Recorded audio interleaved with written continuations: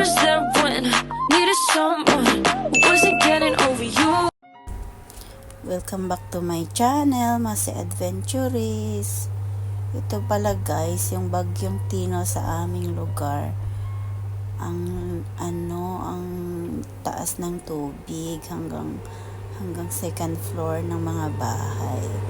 Kahit sa daan, yung mga sasakyan hindi rin makapagtawid sa bawat bayan kasi ang taas-taas ng tubig doon sa aming bayan, sa aming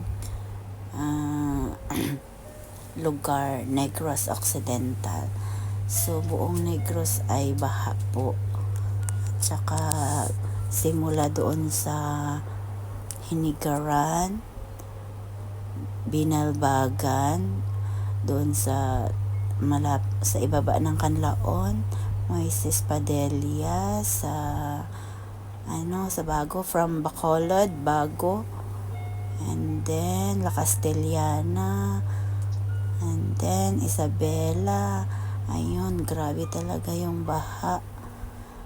Ang mga bahay nasisira pa dahil sa bagyong ito. So last 2001,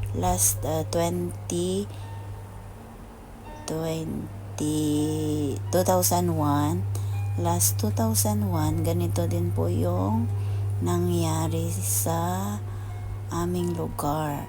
So may bagyo din noon, nakalimutan ko lang yung pangalan. Ang taas din ng tubig hanggang second floor din. So noon hindi masyado maraming namatay, hindi masyadong maraming napinsala, pero yung tubig lang ang mataas. Ngayon napakalakas talaga ng bagyong Tino.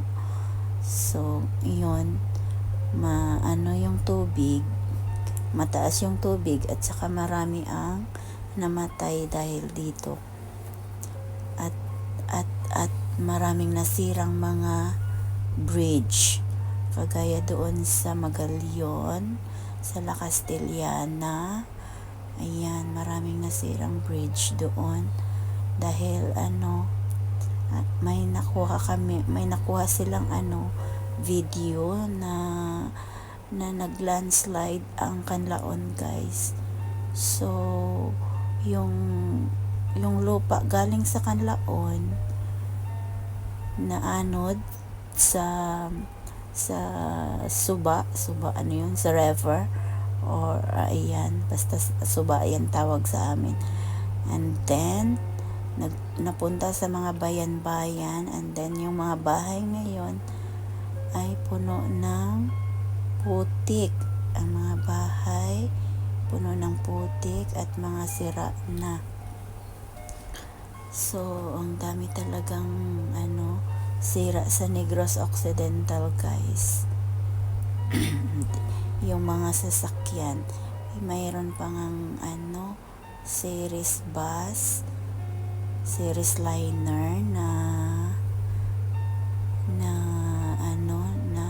natumba doon sa amin banda sa may Marina, Binalbagan, Negros Occidental. So buti naman at hindi sila nasugatan.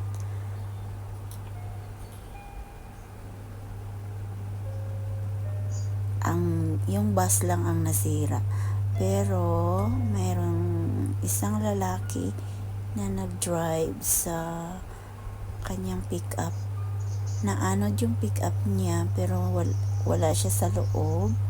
At kinabukasan, after 3 days, ayun, tumahan na yung tubig, nakita na yung driver at patay na po sa loob ng katubuhan ba yun? Sugar cane farm. Oo, doon siya nakita.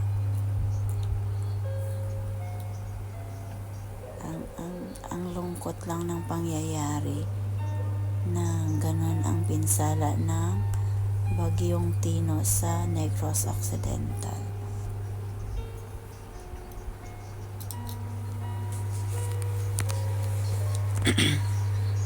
So yun na guys, malungkot din pero kailangan naming mag-move on dahil sa patuloy pa rin ang buhay natin. Nakakalungkot din na ang mga napapanood natin sa mga videos, sa mga Facebook na mga upload nila, pero wala naman tayong magagawa. So move on na lang tayo, and God bless pa rin sa atin at tayo ay healthy. Thank you for watching and God bless everyone.